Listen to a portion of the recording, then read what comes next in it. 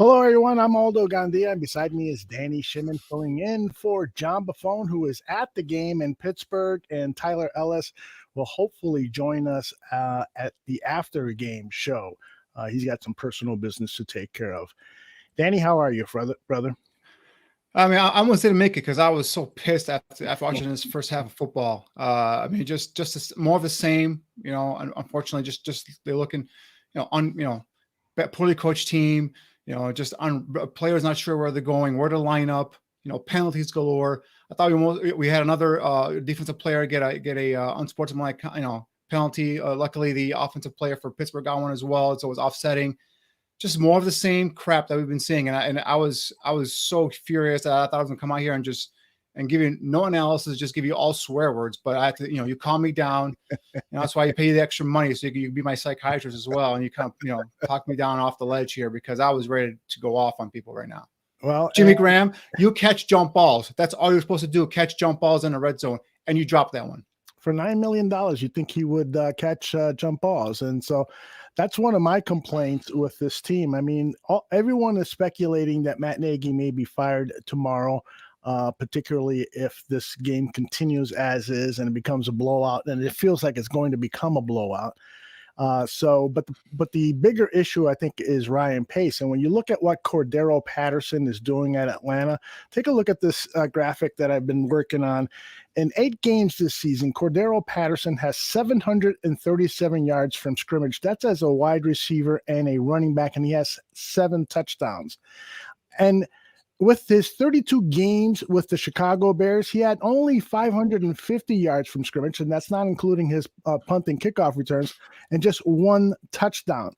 And yet his salary, it would have been, he signed for 1.5 or a little bit over 1.5 million with the Atlanta Falcons, and Jimmy Graham is making $9 million, and he has caught 1 pass this season.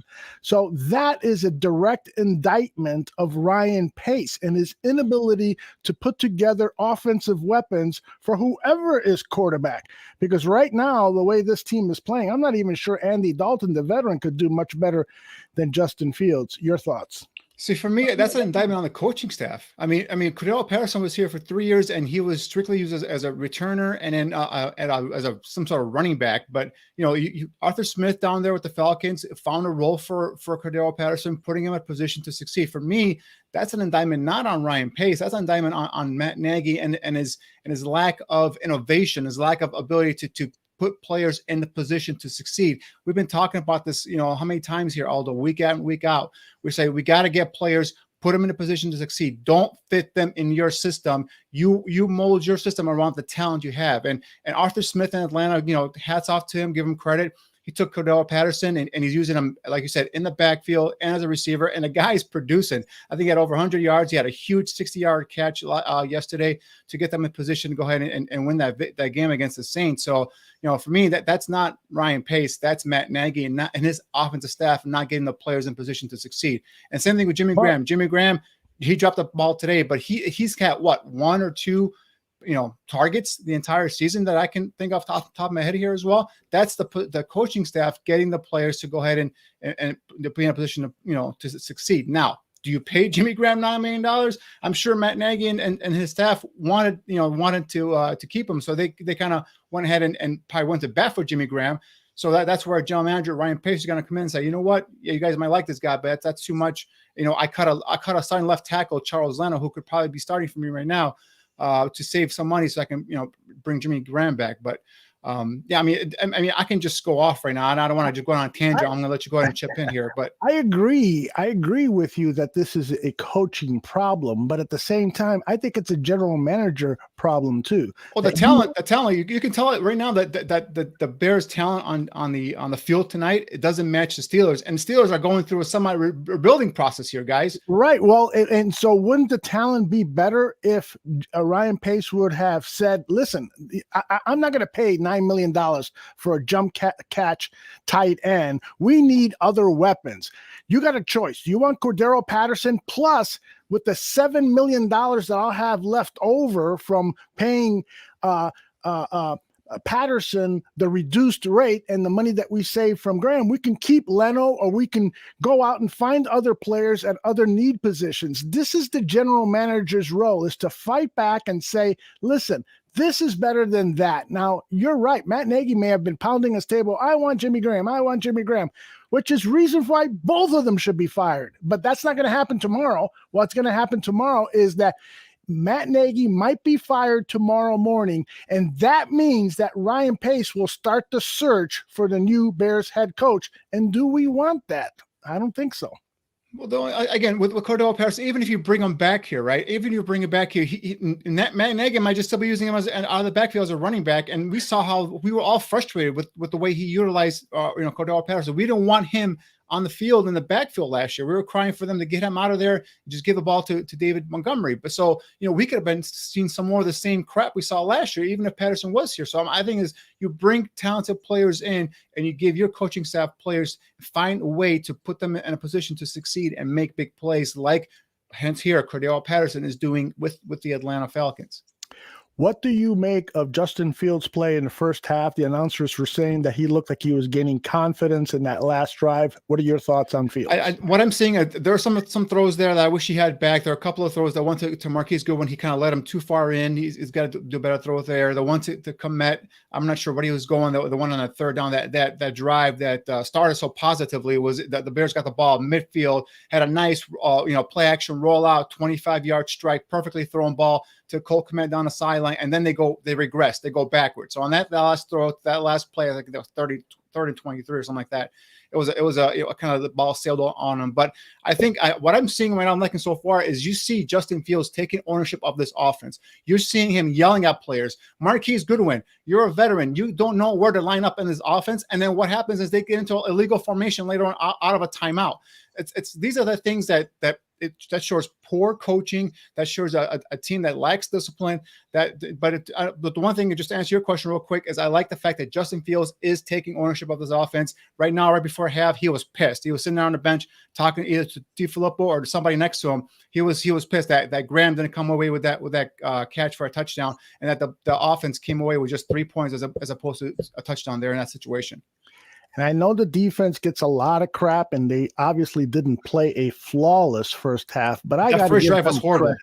Yeah, but they bucked up. They bucked up, and I know the Steelers are, like we said, in a rebuilding process, but still they got some weapons out there. The kid Johnson at receiver, we got Najee Harris, and Big Ben can still get the ball down the football field. So, and then that second touchdown, obviously, I think Big Ben had way too much time there. There was no pressure in his face, absolutely no pass rush, and then the defense, the backfield, pretty much the tight end got open, uncovered, and got a touchdown. So I think right now the defense is keeping them in this game. If it wasn't for defense, and last week we kind of went off on the rush defense there, and we pointed at Roquan Smith. But I tell you, Roquan Smith, guys, has come to play tonight. And I think there's a couple of times he came in a nice physical run fit in the middle of that defense and stuffed the run there. Tayshaun Gibson had a nice open field tackle to force that punt on that last possession by the Steelers before they punted it to the Bears, who then drove down and got that field goal. So, the Bears defense is keeping them in there.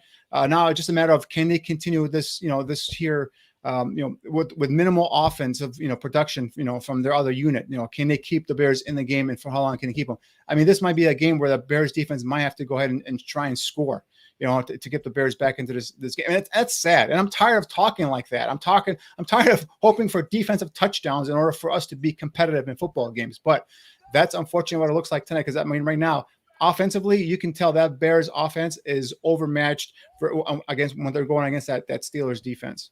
Yep, indeed. What do you expect to see out of the Bears offense strategically, or what would you like to see? Would you like to see them to lean on the run more? I continue to run the game. I mean, run the ball. We couple Wildcat plays there. Got some positive yards for you. You had a couple 1-2 yard gains. There's a couple times David Montgomery was kind of stopped short of a first down there, but just continue pounding the ball. That's what you do best, guys. Matt Nagy and the offensive staff, you guys are a running football team. It's only a 11-point game. You're not out of it yet. Okay. It's still a 2-score game. So go ahead and continue to run the football. and continue to hold on to that football, the ball possession, hopefully giving your defense some time to rest there on the sideline and just continue to kind of matriculate down the field as much as you can and put some points on the board. But once you get into that red zone area, you got to start putting some touchdowns in there. You can't keep relying on field goals, right? Field goals are okay, but you got to get some touchdowns. And you're not going to win games, football games in the NFL when you're trading touchdowns for field goals. It's not going to happen. So you got to get the ball in the end zone and get some scores there. Allen Robinson had a couple of targets, which I like. Cole Kmet has come alive the last couple of weeks with Justin Fields. That chemistry is working there. Continue to lean on Cole Kmet. If I don't see Jimmy Graham play the rest of the season, I'm okay with that. Put Jesse James in there. Put Jasper Horsted in there, a guy I know you're high on in the preseason there. Although let's get some playmakers there, guys who can catch the football. Darnell Mooney. We've had no targets with Darnell Mooney. We were talking about this is a kid that second year should be taking that next step, elevating his game. I've been a big critic of the receivers coach there, Mike Fury for the Bears. I have not seen any sort of progression in Darnell Mooney's game in his second season. What's going on there again, right? So Darnell Mooney got to get into this game. He's a really only deep threat that they got, really. We talk about Goodwin and we talk about Damiere Byrd, but they had that one shot down the field to Marquise Goodwin that was thrown out of bounds. So get Darnell Mooney into this game here. The Bears have kicked off. The Steelers have taken the ball all the way to the 30. That's where they'll start 1st and 10. Danny and I, and hopefully Tyler Ellis will be here immediately after the game for our immediate reaction. We'll try to get comments from the coach and the quarterback and maybe other players as well. So join us here at the Barroom Network for more Bears coverage. And Danny, thanks a lot for coming on, brother. No problem.